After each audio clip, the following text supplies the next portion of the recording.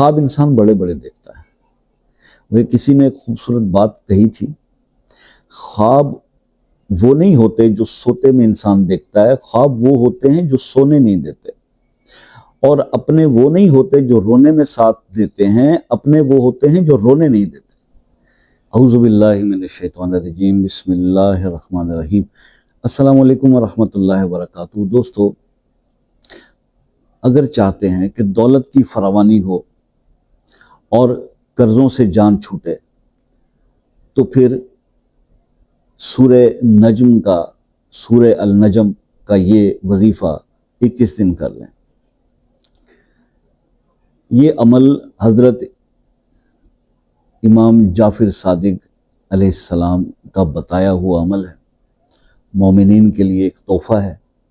सूरे अल नजम की तलावत जो है, इसके बारे में फरमाया कि अगर कोई शख्स अपनी मनपसंद ज़िंदगी गुजारना चाहता है, दौलत की फरावानी के साथ, तमाम आसाइशों के साथ, और ये कर्ज तो उसमें कुछ भी मसला नहीं है जो आप जिससे हम परेशान रहते हैं, तो उसको सिर्फ ये चाहिए कि रोज़ाना 21 दिन तक डेली एक बार अव्वल आखिर 3 बार दुरूद इब्राहिमी सूरे अल नजम की तलावत करना शुरू कर दे और इसको 21 दिन बाकायदगी से कर ले।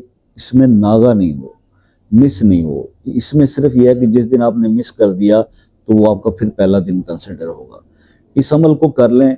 आप जो ज़िंदगी का जहन में सोच कर बैठे ना कि मैं ऐसी लाइफ गुजारूं, वैसी लाइफ आप गुजारेंगे। ये एक आसान सा अमल जो है मुझे आपके साथ आज शेयर करना था। मैं समझता हूं कि जितना कम टाइम में मैं बता सकता था वो मैंने बताया।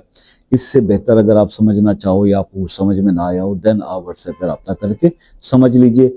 8 से 11 बजे रात को मैं अवेलेबल होता हूँ।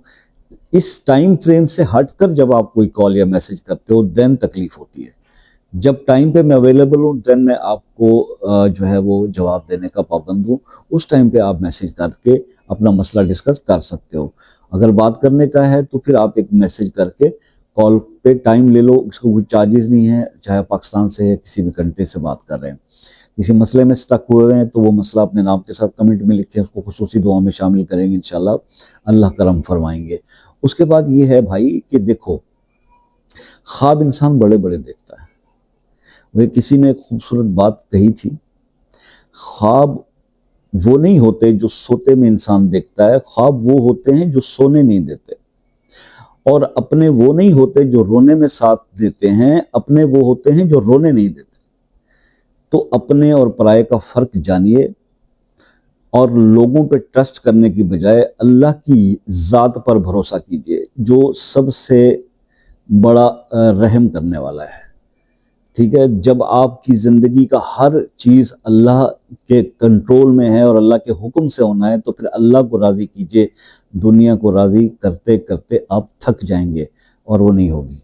ठीक है जी, तो बस ये एक छोटा सा मैसेज था। उसके साथ आपसे रिक्वेस्ट मैं हमेशा ये करता रहता हूँ कि आपकी जितनी भी इबादत आप करते हो, उस पे एंड में जब आप दुआ मांगते हो ना, ये सबसे बड़ा अमल है।